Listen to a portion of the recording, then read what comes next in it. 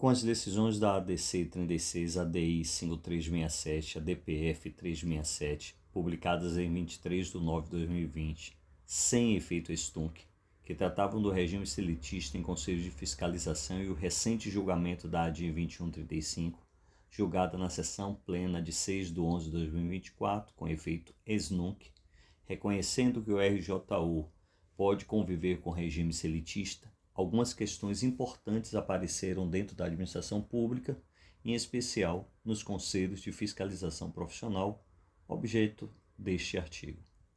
Ficou evidente e incontroverso que os conselhos profissionais são reconhecidos como autarquias públicas federais, gênero, ainda que de espécie peculiar, e por isso detêm o poder de polícia conferido ao Estado.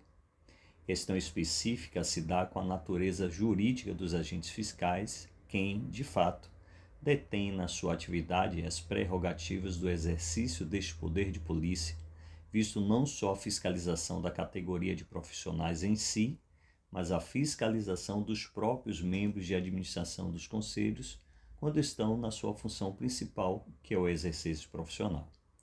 Dessa forma, como revestir o agente fiscal de autoridade e autonomia, oferecendo segurança para a sociedade e a categoria que fiscaliza, se enquanto servidor seletista pode ser demitido pelos que ele fiscaliza? Imagina o agente fiscal frente a uma irregularidade profissional do próprio presidente do conselho, quando em exercício, sem as prerrogativas que lhe confiram autonomia e segurança. Pontue-se a necessidade de concurso público para ocupar tais cargos em empregos públicos federais. Pontue-se ainda que a demissão só pode ocorrer por PAD, processo administrativo disciplinar, mas ainda vulnerável visto as inúmeras faltas de motivação para abrir estes PADs, que resultam, na maioria das vezes, em demissões arbitrárias que são invalidadas judicialmente anos depois pelos órgãos de justiça, quando não são demitidos sumariamente sem PAD. O prejuízo para a sociedade, a categoria e ao próprio Conselho já se efetivou quando se tira de circulação agentes fiscais que apenas cumpriam o seu munus público com independência frente a conselheiros ou profissionais em exercício. Por outro lado, ter o seu quadro de carreira totalmente composto de servidores seletistas enfraquece a natureza autárquica dos conselhos de fiscalização profissional frente à necessidade de fazer cumprir leis e resoluções por eles editadas e frente à ingerência da própria administração direta, como foi o caso do conflito de prerrogativas entre o Ministério da Saúde e o Conselho Federal de Medicina, no caso do programa Mais Médicos. Desta forma, parece mais seguro ter, pelo menos, 2 cargos regidos pelo RJU. O primeiro, o cargo de procurador, que é o advogado concursado. Segundo, o cargo de agente fiscal concursado. Essa configuração protege o próprio Conselho enquanto autarquia pública e está, em tese, em conformidade com os julgados citados. Vejamos. Acórdão STF na ADI 2135.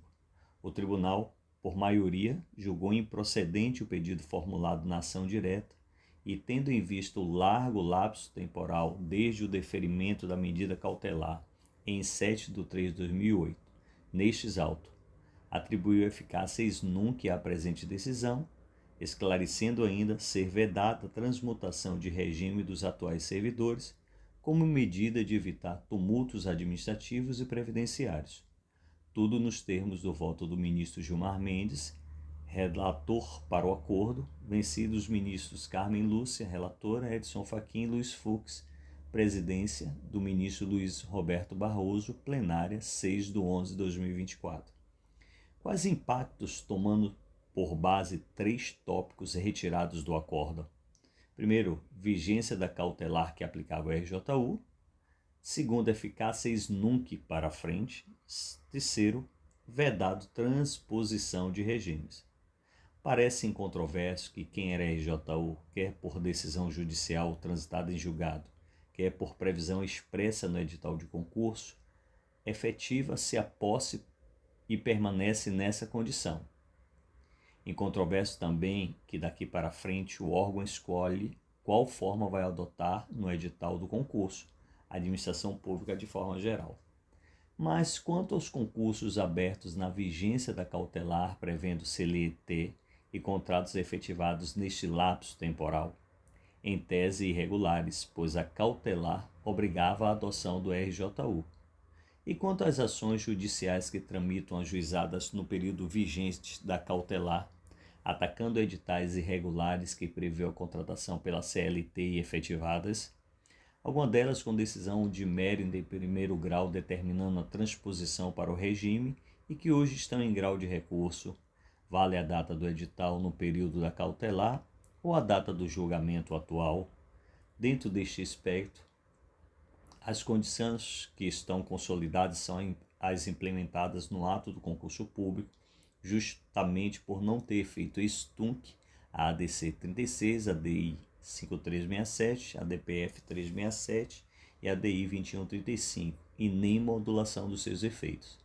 Sabe-se que a decisão judicial não retroage para modificar as condições anteriormente implementadas e, em tese, são essas condições que garantem a defesa do RJU para os cargos de agentes fiscais e procurador dos conselhos para os concursados admitidos e empossados na vigência da medida cautelar da ADI 2135.